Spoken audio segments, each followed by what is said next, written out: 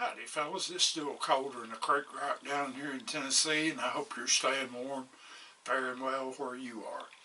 Had a good question from my good buddy David on one of the videos the other day about drill bit sizes for making homemade loading blocks. Now you can get online places and buy blocks that's already been made for you, and I've sanded and stained this one back here messing around in our room, as I call it, working on that. But also you can take like scrap pieces of wood. These are pieces of wood from where I've cut up trimmed knife scales and got them ready.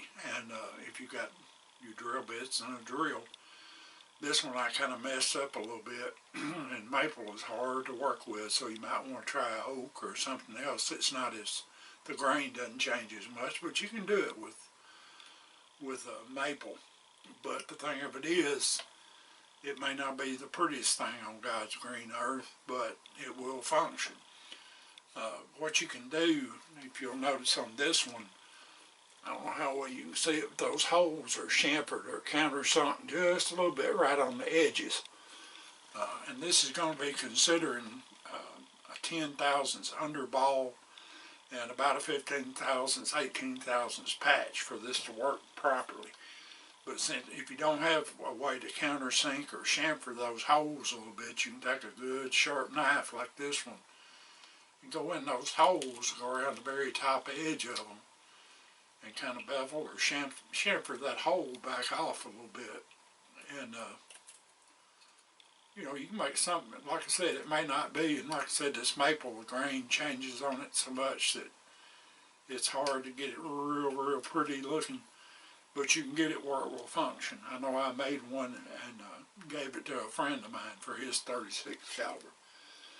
Now, I had, when David mentioned this, I had a kind of a little chart that I'd run across somewhere and wrote it down for future reference as to what size drill bits you need to make your homemade blocks. Now, if you've got a bandsaw and stuff like that, that you can cut them out, or you can just do them square and then take a file or whatever, round your edges off, round your corners, however you want to dress it up. It'll work just square, rectangular like that. Doesn't have to be pretty, it's just got to function.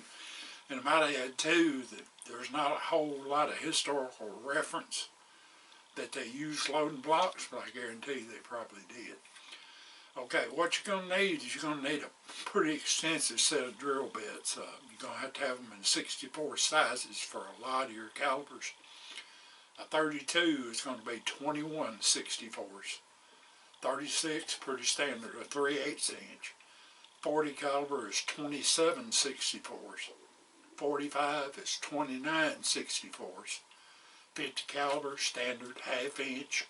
54, 35 64s.